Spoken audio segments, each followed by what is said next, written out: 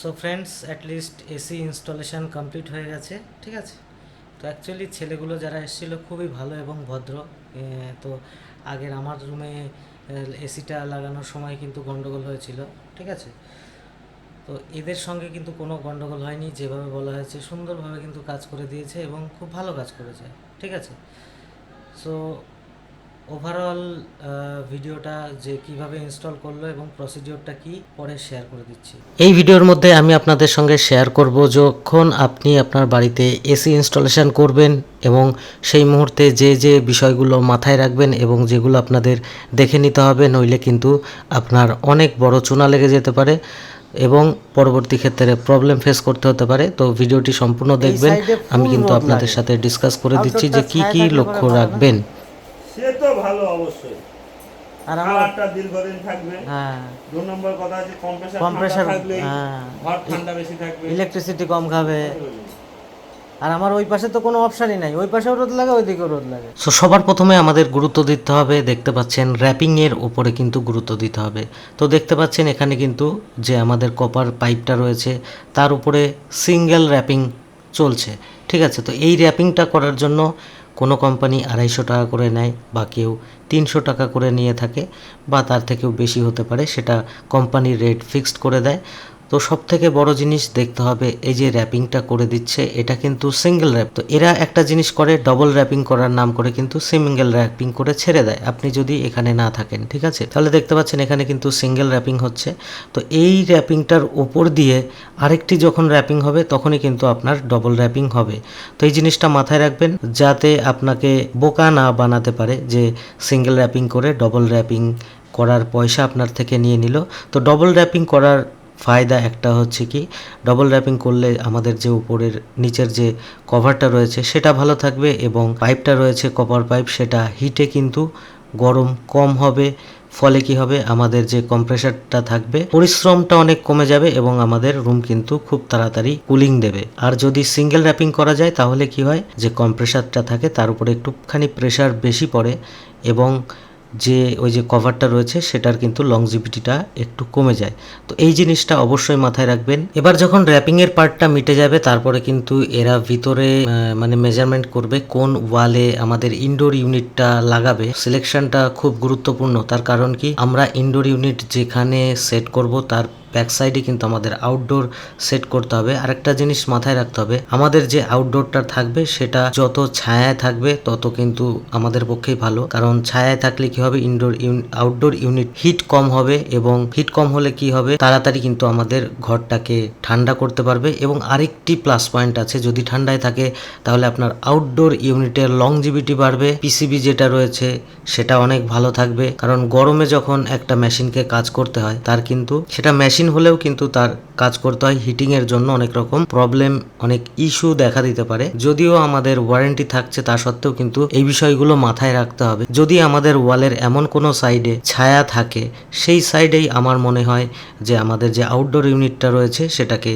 Fixed করা সব থেকে ভালো। এবং দেখা গেল দেওয়ালের পিছন সাইডে যেখানে টানা রোদ লাগছে সেই জায়গাটা লাগালেও কোনো প্রবলেম নেই, কিন্তু না লাগানোই ভালো। এবার যদি আপনার কোনো অপশান না থাকে সেক্ষেত্রে কিন্তু সেখানেই লাগাতে হবে। কারণ আমি আরেকটা ঘরে লাগানো রয়েছে, সেটা কিন্তু আমার একদম ডাইরেক্ট সানলাইটে লাগানো রয়েছে, কারণ কিন্তু কোনো অপশান নেই। টেকনিশিয়ানের কিছু কথা এখানে শুনতে পাবেন যেটা আপনাদের শোনা কিন্তু প্রয়োজন। আপনি আমাকে বলবেন যে আপনার কাজটা এরকম আপনার দরকার, আমি সেইভাবে চলবো। আপনি ডবল র্যাপিং করতে বলবেন ডবল র্যাপিং হবে, না করতে বলবেন আমি সিঙ্গেল র্যাপিং ছেড়ে দেবো। না, মানুষের তো কথাবার্তার মধ্যে একটা অবশ্যই বিষয় আছে, সবই কথা যে বলতে পারে না দাদা এটা তোমার ভুল হচ্ছে, এইটা করলে এই অসুবিধা হতে পারে, এইটা করলে তোমার এটা সুবিধা হবে।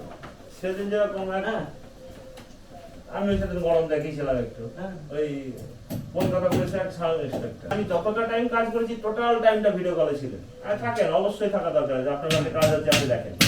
এইরকম একটা দেওয়াল আছে, জানলা আছে, ঘরটা লম্বা ওইদিকে, উনি সিলেক্ট করেছেন ওই দেওয়ালে, ওইখান থেকে ভেতর দিয়ে। আমি বলি দাদা আপনার তো দেওয়ালে সিলেক্ট করা ভুল হয়েছে, আচ্ছা গরম দিয়ে আসছে কম করে আমাকে তুমি আমার থেকে বেশি বোঝো। তো ওই দেওয়াল বলে ওই পাইপটা কোথা দিবে, ওই দেওয়াল দিয়ে নেবে, দেখা যাবে দেওয়াল দিয়ে।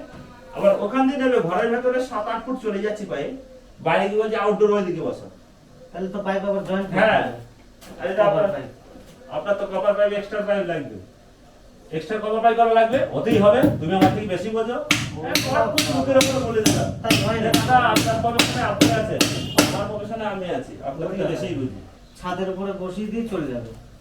এবার আমি উপরে করবো শেড, এবার তোমার তাদের উপর বসাবে কেন? হ্যাঁ আমি বললাম ছাদে তুমি ডিরেক্ট বসাবা কেন, তুমি ছাদের সাইডে লাগিয়ে দাও নিচে। আমার আমার তো ব্র্যাকেট রয়েছে। পার্সোনাল কাজে এসেছিল দেখি ওই ওই যে দাঁড়িয়ালা, ওর নামটা কি, একটা দাঁড়িয়ে আছে ওই। এখন কিন্তু ইনডোর ইউনিটটা লাগানোর প্রস্তুতি চলছে, কারণ কি সবার প্রথমে এরা কি করবে, ইনডোর ইউনিটটাকে ফিট করবে। তো আপনারাও দেখে নেবেন, কারণ কি এক সাইডে দেখে নেবেন ঢাল করে দেবে, সেটা যেন করে, নইলে কিন্তু যে জলটা পাস হয় সেটা কিন্তু ঠিকঠাকভাবে পাস হবে না। ফলে কি হবে, এসি যখন চালাবেন তখন কিন্তু একটা দুর্গন্ধ বেরোবে। তো দেখে নেবেন যে এসিটা যেন ডান সাইডে একটু ঢাল করে লাগায়। তো এখন ইনডোর ইউনিটটার এখানে কিন্তু ফিটিংস চলছে, কানেকশানের লাইন করা হচ্ছে।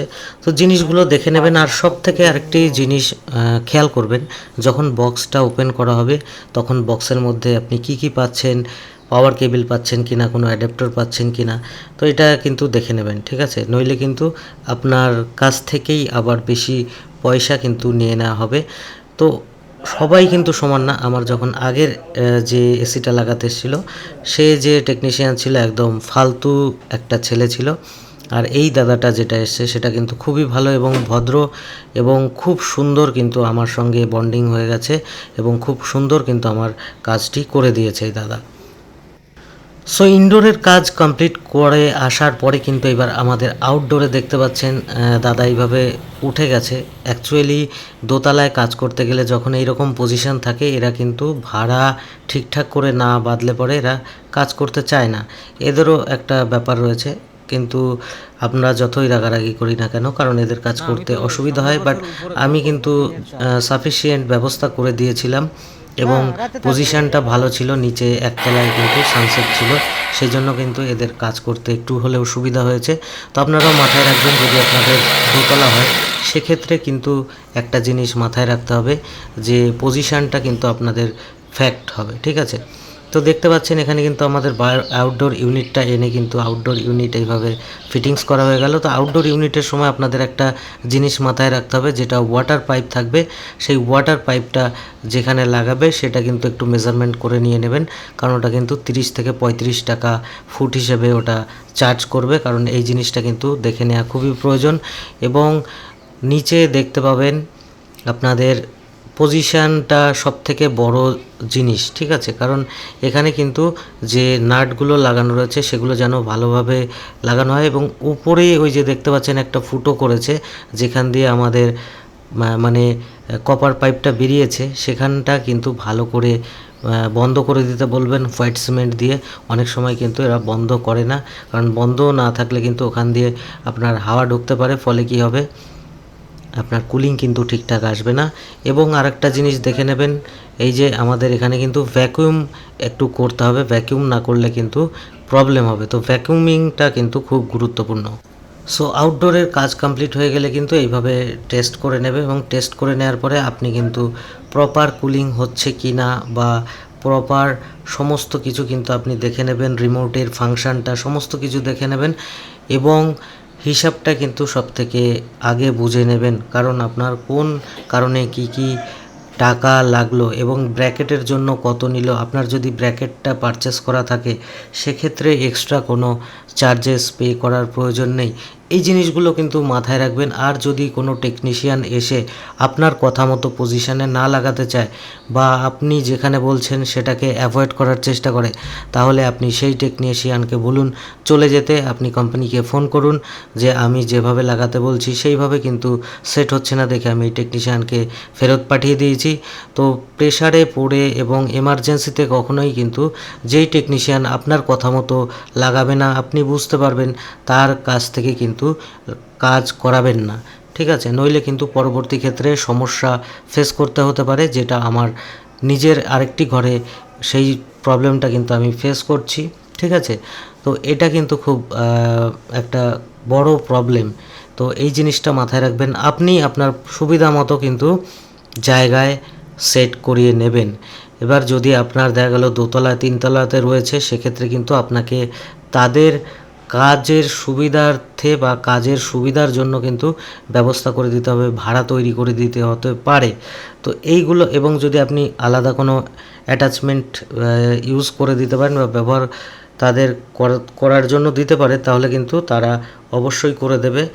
সো এই ভিডিওর মধ্যে ওভারঅল এটি আমি আপনাদের সঙ্গে শেয়ার করতে চাইলাম যে আপনারা যাদের এসির প্রথম এক্সপিরিয়েন্স রয়েছে, মানে একটাও এসি পারচেস করেননি বা প্রথম লাগাচ্ছেন, তারা কিন্তু এই ভিডিওটি সম্পূর্ণ দেখবেন, নইলে কিন্তু আপনার বাড়ির যে কাজটি সেটা প্রপারভাবে নাও হতে পারে বা আপনার থেকে কিন্তু ঠকিয়ে অনেক টাকা বেশি নিয়ে চলে যেতে পারে। সো এই ভিডিওর মধ্যে আমি চেষ্টা করেছি যে আমার সাথে যে যে বিষয়গুলো হয়েছে সেটা আপনাদের সঙ্গে শেয়ার করে দেওয়ার, যাতে আপনারাও সচেতন হয়ে যেতে পারেন যে যে প্রবলেমগুলো হয়। তো আপনাদের যদি কোনো কিছু জানার থাকে ভিডিওর কমেন্টস বক্সে কমেন্টস করবেন, আমি আপনাদের প্রশ্নের কিন্তু উত্তর দিয়ে দেবো। সো আজকের ভিডিও পর্যন্তই, ভালো থাকবেন, সুস্থ থাকবেন, দেখা হবে পরের ভিডিওতে। ধন্যবাদ।